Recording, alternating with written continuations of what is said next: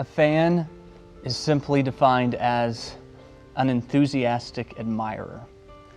I would have to say that for most of my Christian life, I haven't been much more than a fan of Jesus.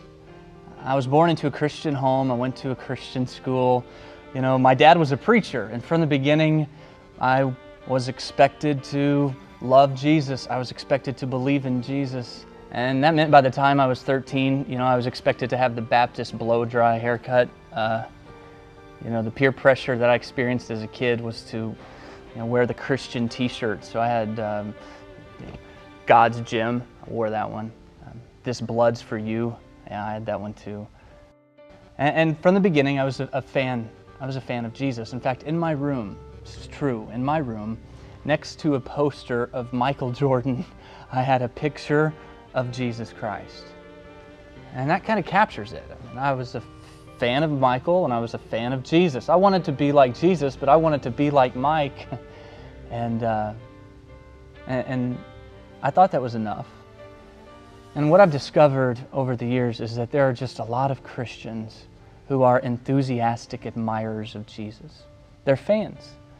But then if you read through the Gospels, you discover that Jesus was never too interested in having fans.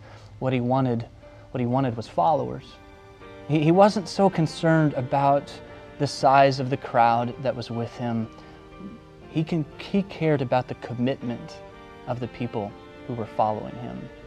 There's a passage of Scripture that doesn't often get quoted, and it comes from Luke chapter 9, verse 23. It's Jesus, and he says, "If anyone wants to come after me, he must deny himself, take up his cross, and follow me."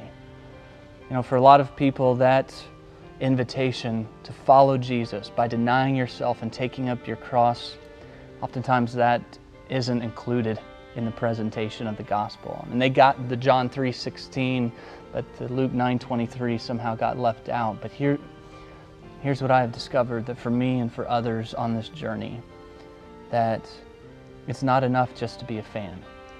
That until you completely surrender your life to Jesus Christ, and until you give Him every part of you, you'll never experience the real life, the true life that He wants you to have. And so you're going to hear some different stories of people on this website who have gone from being a fan of Jesus, just an enthusiastic admirer, to being a follower of Jesus.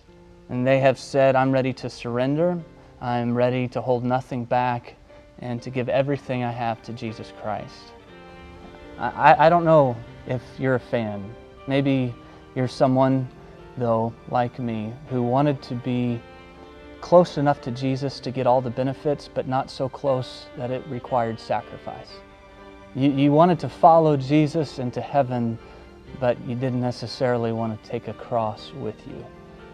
But the only invitation that Jesus offered was an invitation to die to yourself and to find life in Him.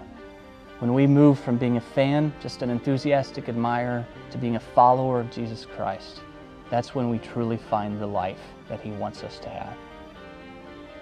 My name is Kyle Idleman, and I am not a fan.